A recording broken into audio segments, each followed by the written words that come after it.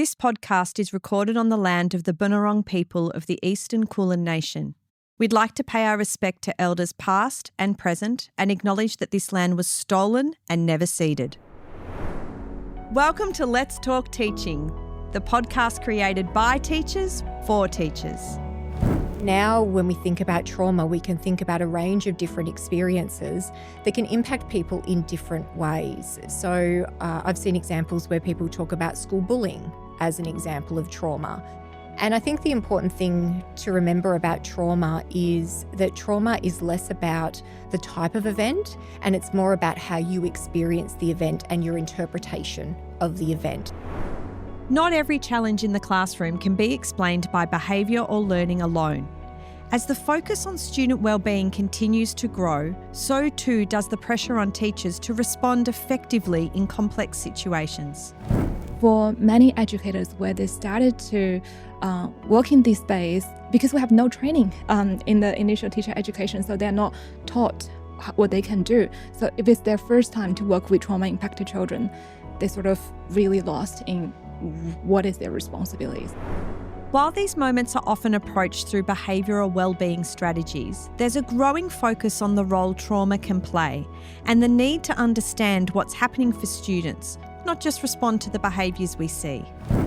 It has to be a system that sits around the educator to support the educator. It has to have strong, committed leaders. It has to have policies that sit behind the educator to support them. More allied health support is absolutely needed in schools. We need to make sure that we have mental health support for the young person, but also for the teacher. I'm Associate Professor Rebecca Cooper, Assistant Dean of Initial Teacher Education at Monash University's Faculty of Education. Each episode, we bring together education experts and alumni to unpack real challenges in the classroom with insights you can apply in your own teaching practice.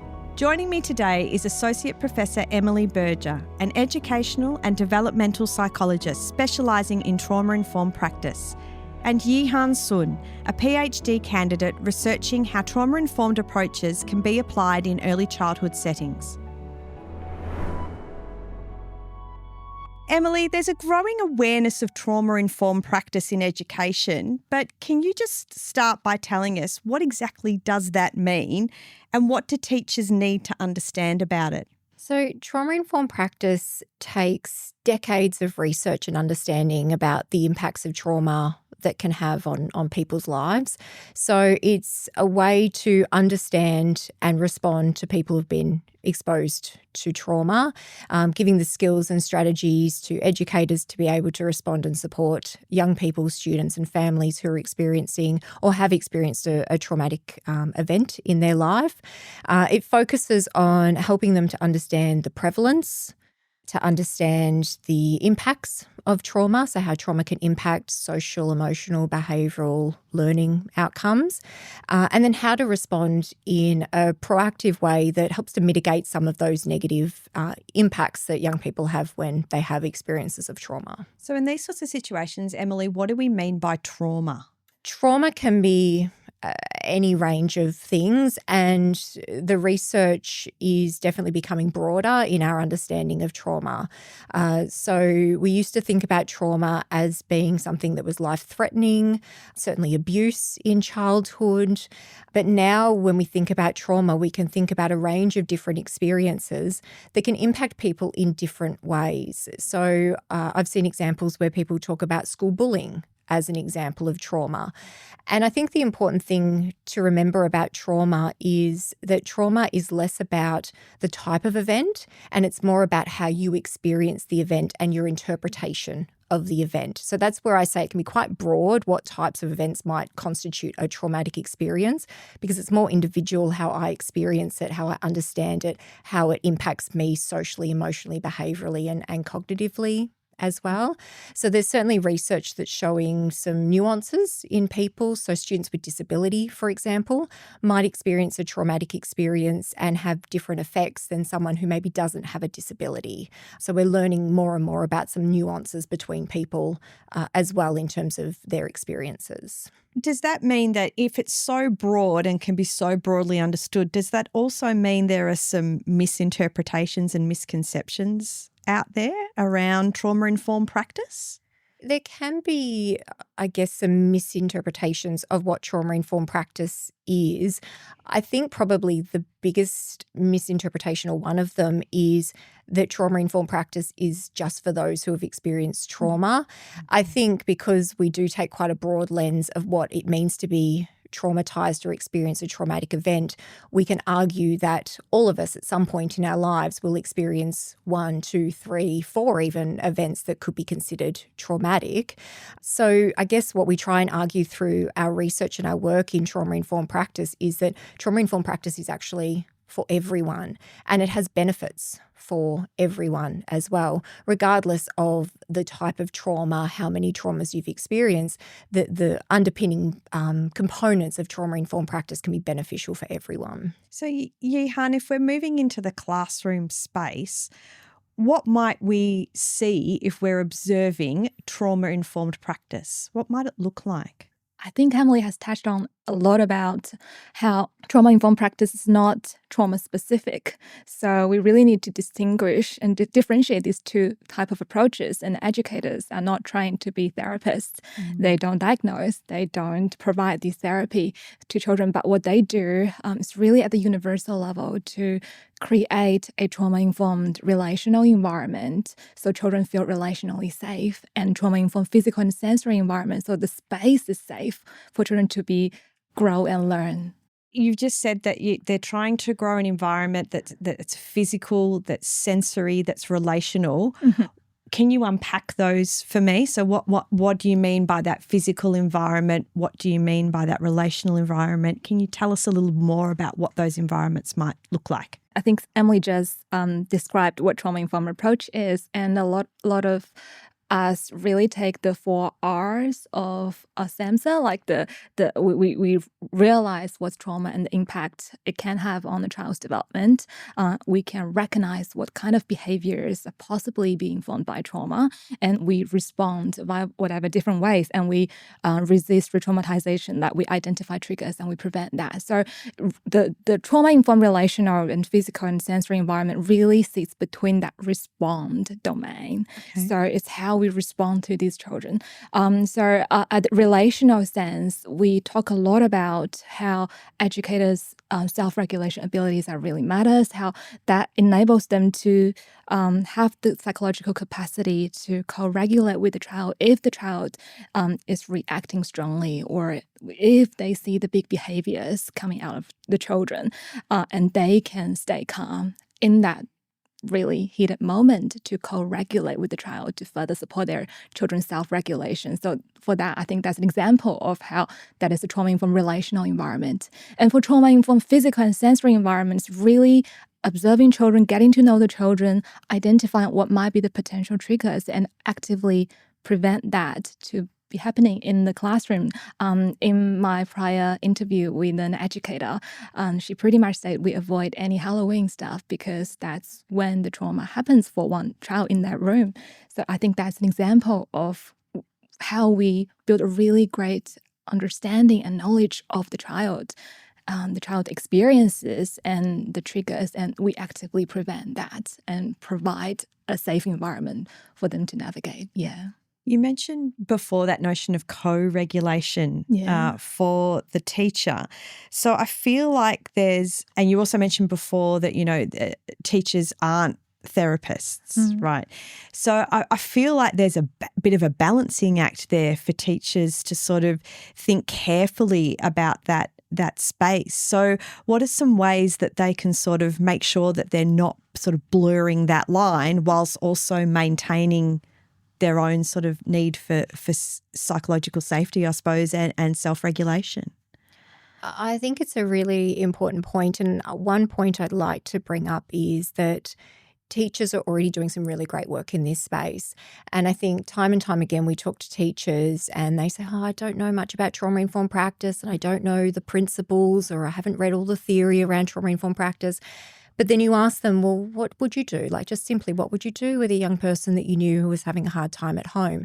And teachers will start to talk about some of the things they'll do. And you quite clearly see, oh, well, that aligns with this principle of trauma-informed practice, or this aligns with that principle. So it's about trauma-informed practice is a way to package what teachers naturally do as caregivers to young people, just to give them the confidence and the skills to say, you're doing these things, or you could consider these other things, and that sits within the suite of what trauma-informed practice is. So what are those things that you have observed that teachers are doing quite naturally that anyone listening can go, yeah, okay, I've already got that within my practice? It really touches on what Yihan was speaking about before in terms of relationships. Teachers want to form strong attachments and bonds to their students. They care about their students. They want to get to know their students. They want to know the good, that's happening in their life. What are young people's interests? What makes them excited when they get to school and what they want to learn about.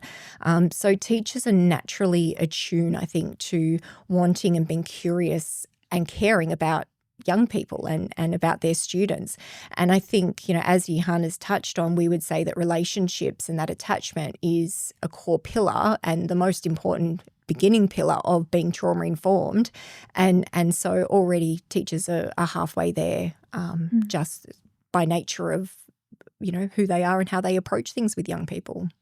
Yeah, I completely agree. And I think there's one thing that we really wanted to advocate for teachers, as being myself as a prior early childhood teacher, supporting children impacted by trauma, feeling really frustrated that I don't know what I can do. And that's what leads to my research in this space. And the more I explore what is trauma-informed practice and how that can apply in the early childhood context, I was like, a lot of things I was already doing, like the consistent routines, predictable environment, like children have a good understanding of what their day would be like, and their voice are being empowered and included in all this decision-making process, and all this trusting relationship with your key educator, that you feel safe when you are in this environment. I think these are all the overlap between high quality pedagogy and trauma-informed practice, because underlying trauma-informed practice really is the sense of safety, the sense of empowerment.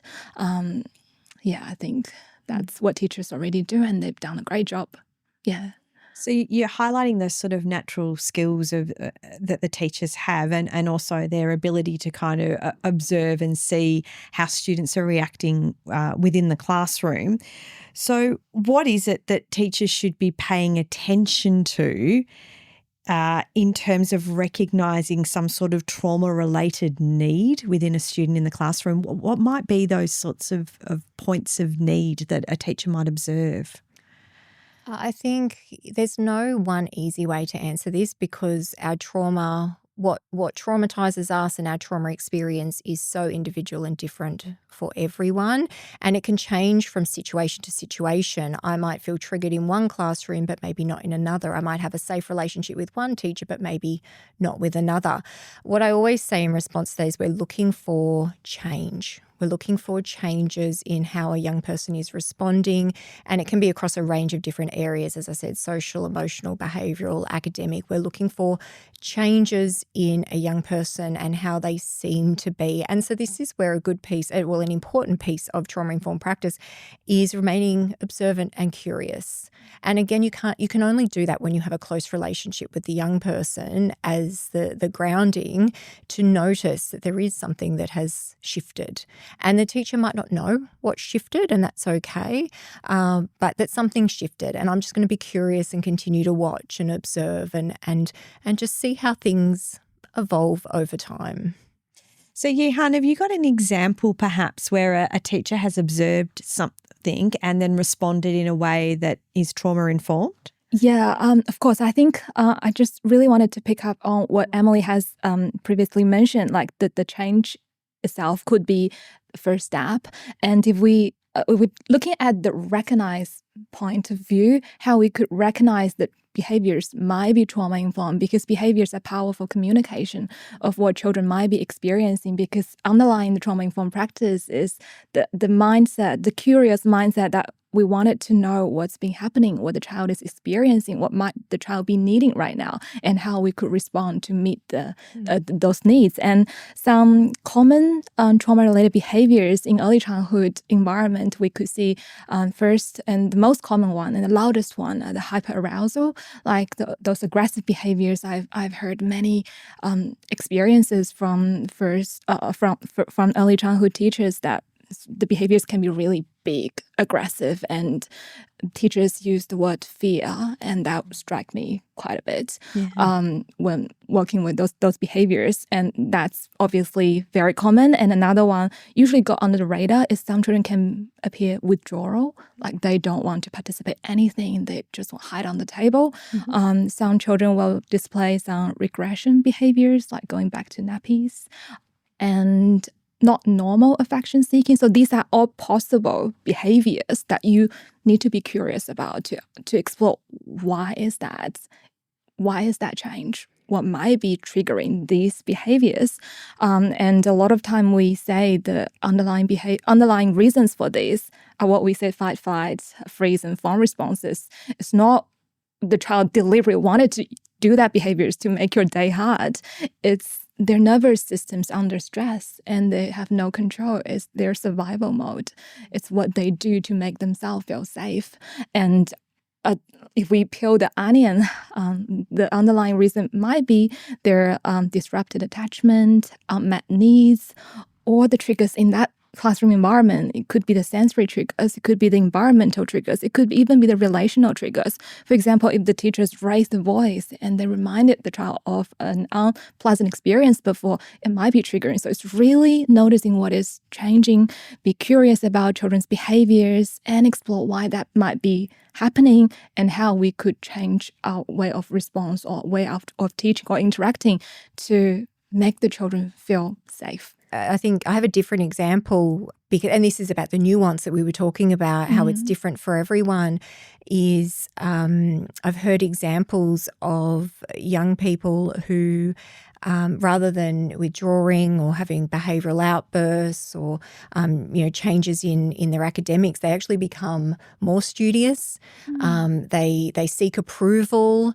They're more likely to want to engage with the teacher and be around the teacher, sort of that comfort seeking. So it's a good example of how the behaviour and the signs can just differ so much for different people, because you do have young people who will, want to seek out comfort and support and will want to, be high achievers in relation to the fact they've experienced trauma. So what I'm really hearing is that it's about understanding the kids in the first place so that you recognise the shift from one behaviour to another. Absolutely. Yep. Absolutely. And then it's about responding and reacting and remaining curious. So following up with the student about why the shift and what's going on. And so if you were going to approach a student in that situation, how might you start? It's really important to approach it without judgment, without preconceived ideas. Certainly it's important not to promise that you can keep what you talk about secret, because we know that might not be the case. You might have to tell someone for the child's safety or other people's safety, but approaching it with softness, kindness, being gentle and patient with the child, just opening it up for them to talk, so giving them space to talk rather than constantly rattling off, question after question after question is really important. But just that curiosity, non-judgmental space to open up for a young person. And if you've got the foundation of a strong relationship with the student, that's going to make it so much easier for those conversations to happen. And Yihan, does this look different in early childhood? I think it's pretty similar. Like we always say, the relational approach, being really curious, non-judgmental, using the compassionate way of responding, and really be intentional in what you see, how you perceive it. We all have our own unconscious bias, and just is that metacognition in a way, to be really aware of what we are perceiving things, how we are thinking and how we are responding. So being really intentional, and just I think that change of mindset really saved me as a teacher, because I was in a point I felt like, why is the child behaving like that? Why am I having such hard days, so many days? I was to a point that I was going to burn out. But trauma-informed practice really gave me a different lens of looking at these behaviors. I'm no longer questioning why these behaviors are happening in my room, but more so really what child has been experiencing. And I'm in such a prime position to do something and work as some sort of protective factor in the child's life. So what can I do? So being really understanding, compassionate, and intentional in my way of responding in early childhood, because we don't teach a lot in early childhood. No. Despite we say intentional teaching, spontaneous teaching, but a lot of time teaching happens and learning happens in interactions, just how we interact with the children, how we set up the room. So we convey the message that I hear you, you're safe here. It's probably my main take. I think that's a really good point, because we have to remember for these children, a lot of the time, school, early childhood school settings are their safe place. Okay. Their safe place to be with trusted adults who have a consistent routine. It's predictable, which takes away, the scary element for them. So, it's important to remember that you are the safe place for these young people, because potentially what they're going home to is a less than ideal situation for them to feel safe and to be protected and heard. Yeah. I think what I'm also noticing is that done well, this really is just good relational pedagogy. But I'm also conscious of the fact that to do that well can take quite a bit out of the educator. So how can you, if this is the way you're going to operate on a daily basis, and you may be in a space where there are quite a number of students in your class who have experienced trauma, and as you've said, that's individualised, and so you're, as an educator, managing that in really specific and individual ways. What do you do to sustain yourself and your own well-being? How do you manage that? It has to be a system. Yeah. It has to be a system that sits around the educator to support the educator. So we would never, Yihan, or I would never sit here and advocate and say, well, we'll give some training to a teacher or an early childhood educator and send them on their way. It has to have systems of support. It has to have strong, committed leaders. It has to have policies that sit behind the educator to support them in terms of what their role is and where they hand off responsibility to another professional. It has to have all those things in place. We have to think about wellbeing support for the teachers as well who are doing this work. There's a whole range of things that need to sit behind the educator. Unfortunately, there's a misconception in the research and practice in trauma-informed practice that it's just about professional development. And historically, it has been about professional development. And that's always a good place to start, because we want to encourage educators to know about the impacts and how to respond. And so professional development has a huge role to play in upskilling and making people aware and have some skills, some basic skills to be able to support young people. But it needs so much more than that. When you say it needs more than that, is it about getting more allied health professionals in schools? Is it what's the more, Emily? What's the more is all of those things and above. Yeah, so more allied health support is absolutely needed in schools. We need to make sure that we have support, mental health support for the young person, but also for the teacher as well. We need to have professional development, but we also need to have follow-up training sessions, and we need to have follow-up mentorship and supervision of teachers as well, debriefing and briefing teachers, so opportunities to talk and share ideas. We need all of those things to be happening beyond just I've participated in this PD and I'm good to go, because it's just not fit for purpose and it doesn't work. Yeah, I felt like for early childhood education specifically, because all my research are in this area, and Emily, it's more broader in schools. But I think the role clarity is definitely a big thing. In our research with Australian educators, to really wanted to understand their needs and how we can better support them to work with these trauma-exposed children. I think one of the biggest themes that come up was they just don't know what is within their role responsibility and where is their role boundary.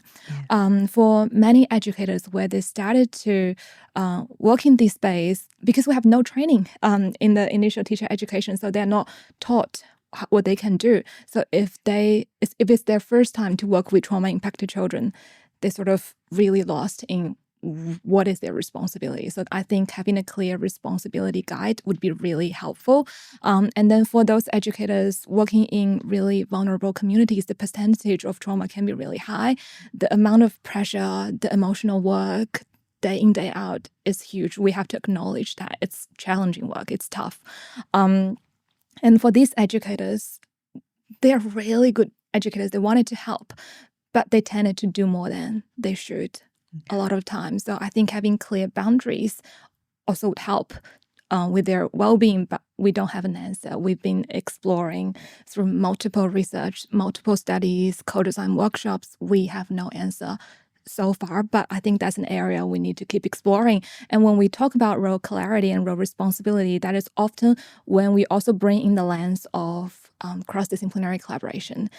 Emily has been a big advocate for the multi-tiered systems of support. And if we look at that tiered model, like I pretty much advocate that educators' responsibility at tier 1 provide the universal kind of support, universal trauma-informed support. And trauma-informed practice essentially is universal approach. It's not trauma specific, and that could fit in tier 2 or tier 3. So I felt like from tier 2 to tier 3, that's when we should bring in professionals with expertise in trauma, like mental health professionals, and how we could enable that. That's the systems work. And the third point is the resource awareness, just having the awareness of where to seek support when they needed it, I think is a big protected factor for educator well-being.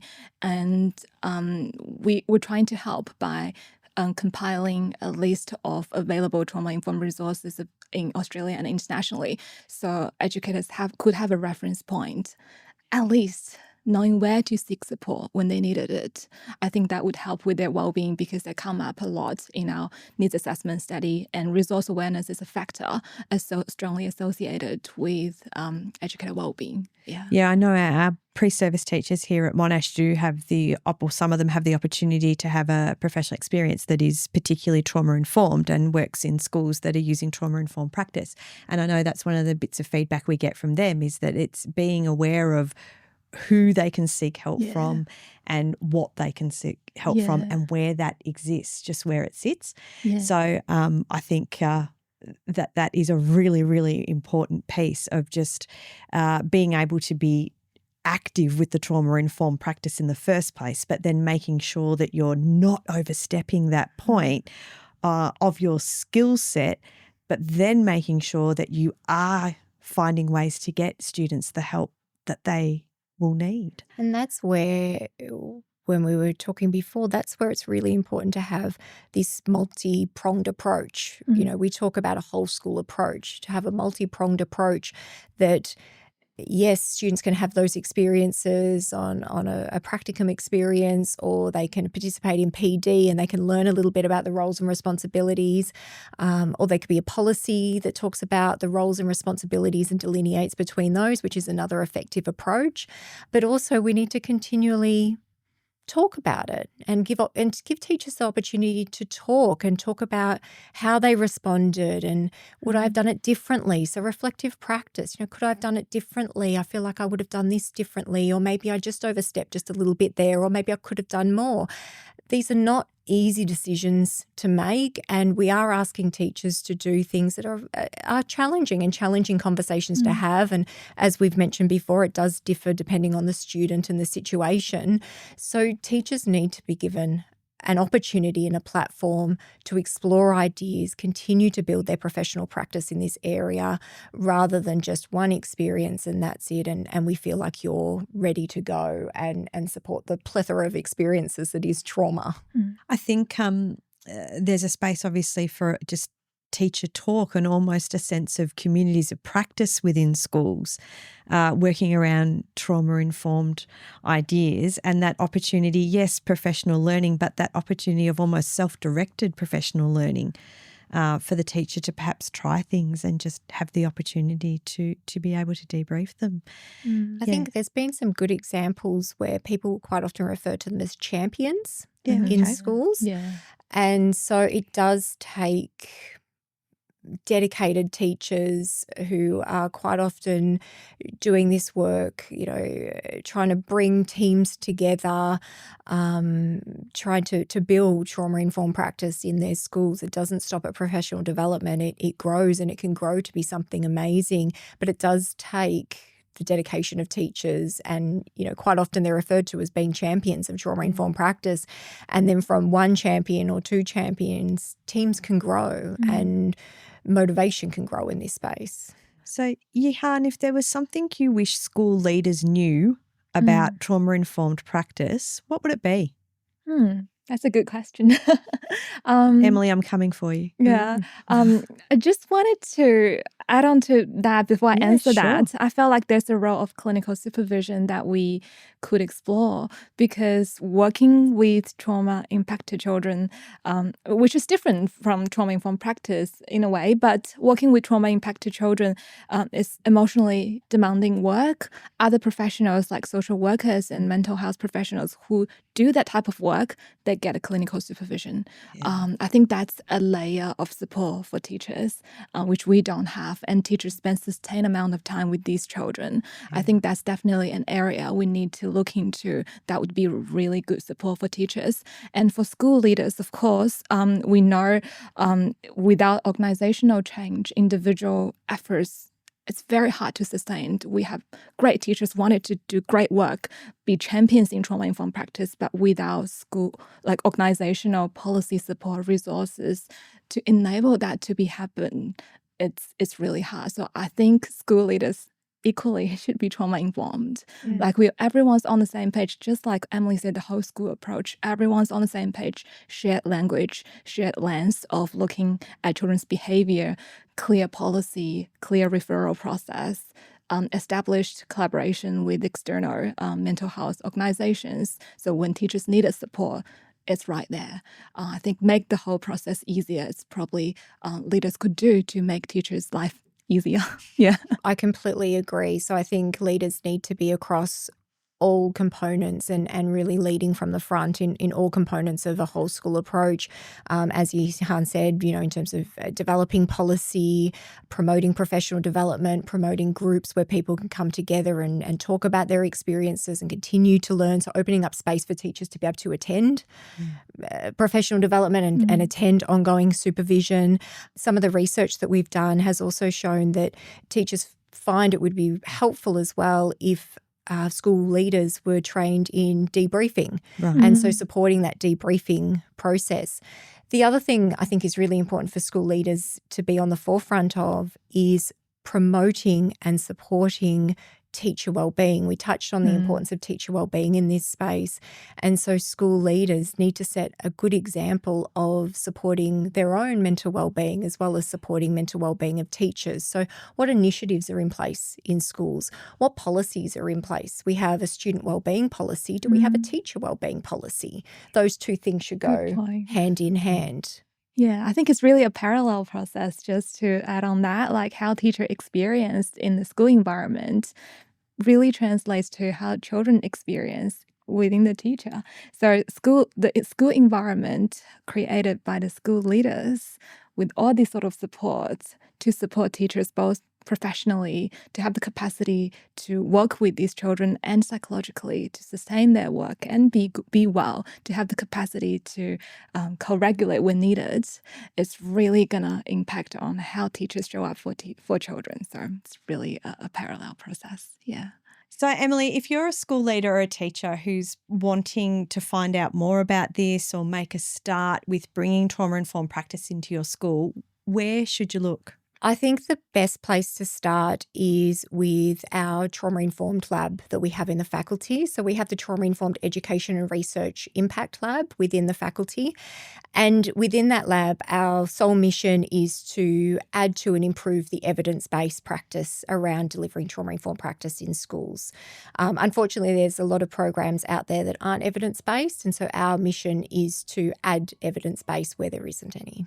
Thank you both so much. Your insights today have really clearly indicated that trauma-informed practice is not something extra to add on to an already full workload, but it's actually a way of understanding what's happening for students and responding with intention.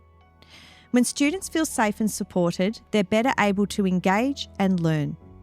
Many teachers are already doing this in their everyday practice, but feeling clear on how to respond and what sits within your role can make it much more manageable.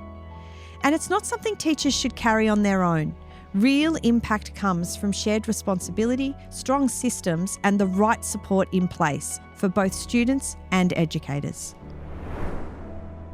We've included a wealth of practical resources in our show notes that support your teaching journey. Be sure to check them out. If you're enjoying the show, don't forget to subscribe, rate and review, and follow us on social media. We are grateful for the support of Monash University's Faculty of Education in producing this podcast.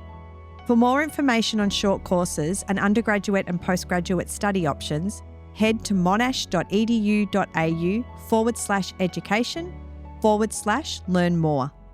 Thanks again for listening to Let's Talk Teaching.